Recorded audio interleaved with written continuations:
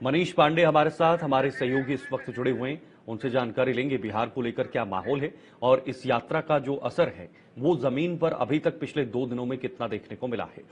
मनीष, आज तीसरा दिन है यात्रा का, 2 दिन हो चुके हैं। 2 दिन का माहौल और 2 दिन का जो इस यात्रा का जो इम्पैक्ट है वो जमीन पर क्या नजर आ रहा है?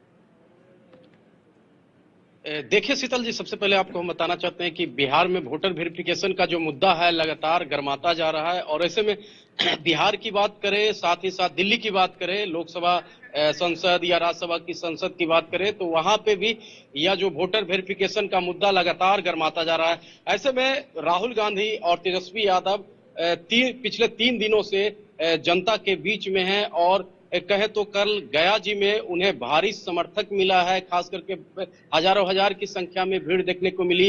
ऐसे में राहुल गांधी का भी कहीं ना कहीं चुनाव आयोग पे फिर से एक बार अटैक चुनाव आयोग पे किए हैं कि देखिए, यह जो खास करके सरकार है परमानेंट रहने वाली सरकार नहीं है, और ये वोट की जो चोरी कतई ही हम बर्दाश्त नहीं करने जा रहे हैं। वहीं तेजस्वी यादव की बात करें तो जनता का काफी भीड़ देख करके तेजस्वी यादव ने साफ साफ कहा कि बिहार को गुजराती लोग थोड़ी चलाएंगे, बिहार के ही लोग चलाएंगे। और बिहार खास करके अगर हम सिंपल बात में करें तो यह जो अटैक है प्रधानमंत्री नरेंद्र मोदी और अमित शाह के ऊपर, तेजस्वी यादव ने एक बार फिर से तंज कसा है। जी, लेकिन बड़ी बात यह है मनीष कि आम लोगों को और बिहार के युवाओं को अपने साथ कैसे जोड़ा जाए, वो विश्वास कैसे वापस दिलाया जाए। ऐसा नहीं कि कांग्रेस और आरजेडी सरकार में नहीं रहे हैं, आरजेडी और कांग्रेस बहुत बार सरकार में रही हैं, लेकिन जो उन्होंने विश्वास खोया है वो इस मुद्दे के बाद कैसे वापस दिलाया जा सकता है, सबसे बड़ा चैलेंज तो वो है विपक्ष के लिए।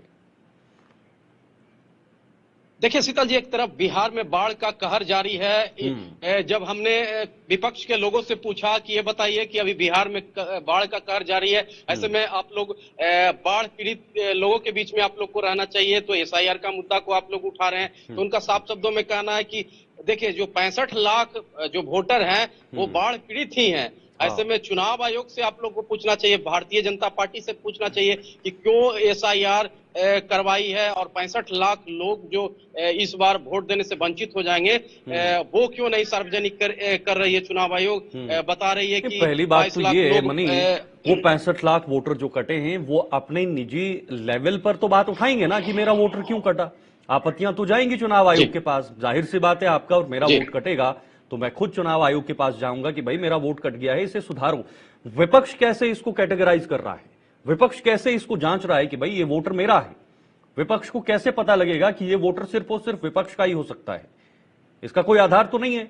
चुनाव आयोग ने भी ये साफ कर दिया है कि भाई ये वोटर्स इसलिए काटे गए हैं जो बिहार से बाहर जा चुके हैं हमेशा के लिए, जिन्होंने परमानेंट रेजिडेंस कहीं और देख लिया है, उसके अलावा जिनकी मृत्यु हो चुकी है, इसके अलावा जिनके 2-2 जगहों पर नाम थे, उन लोगों के नाम काटे गए। तो इसके बाद भी विपक्ष के पास सिर्फ और सिर्फ एसआईआर का मुद्दा ही क्यों है बिहार को लेकर? और भी बहुत सारे मुद्दे हैं वहां पर मनीष। देखिए शीतल जी, सबसे पहले आपको हम फ्लैशबैक में पीछे लेके चलना चाहते हैं और तेजस्वी यादव का वो बयान को आप समझिए। तेजस्वी यादव ने साफ साफ कहा था कि देखिए, बिहार में जो वोटर वेरिफिकेशन हो रहा है इससे अगर सबसे ज्यादा कोई ग्रसित है तो वो निचले पंक्ति के लोग हैं, चाहे दलित हो, महादलित हो, या फिर अति पिछड़ा लोग हो, या फिर आदिवासी लोग हो। तो ऐसे में इन लोग जो खास करके महागठबंधन के लोगों का ये कहना है कि ये हमारा कोर वोटर है, और कोर वोटर जिसको कि लालू प्रसाद यादव ने आवाज देने का काम किया, उसी को इन लोग जो हैं दबाने का काम कर रहे हैं। ऐसे में बिहार में बहुत सारे मुद्दे हैं, पलायन की समस्या है, लेकिन जिस प्रकार से बिहार के मुख्यमंत्री नीतीश कुमार ने घोषणा कर दिया कि अगली सरकार हमारी बनेगी तो 25 से 30 में तो 1 करोड़ लोगों को रोजगार देने का काम करेंगे। ऐसे में विपक्ष के पास मुद्दा अगर कोई बच रहा है तो एसआईआर का ही मुद्दा जमीन पे देखने को मिल रहा है। इसी को लेकर के माहौल बनाया जा रहा है, चाहे दिल्ली से राहुल गांधी बिहार दौरे पे आए हैं, या फिर तेजस्वी यादव कहें, या इंडिया गठबंधन के तमाम नेतागण मौजूद हैं। देखिए, सेहत खराब रहने के बाद भी लालू प्रसाद यादव भी पहुंचे थे, और किस प्रकार से आपने भी देखा होगा कि हरी झंडी दिखा करके और वोटर अधिकार यात्रा का शुरुआत उन्होंने किया। साथ ही साथ मल्लिकार्जुन खड़गे, ऐसे तमाम इंडिया ब्लॉक के नेता जो हैं, उनको लग रहा है कि यही जो है वोटर वेरिफिकेशन का मुद्दा कहीं ना कहीं उनको चुनावी नैया पार करेगी। बिल्कुल, बहुत बहुत शुक्रिया आपका मनीष शबार से जुड़ने के लिए। ये बहुत ही इंपॉर्टेंट बात आपने कही।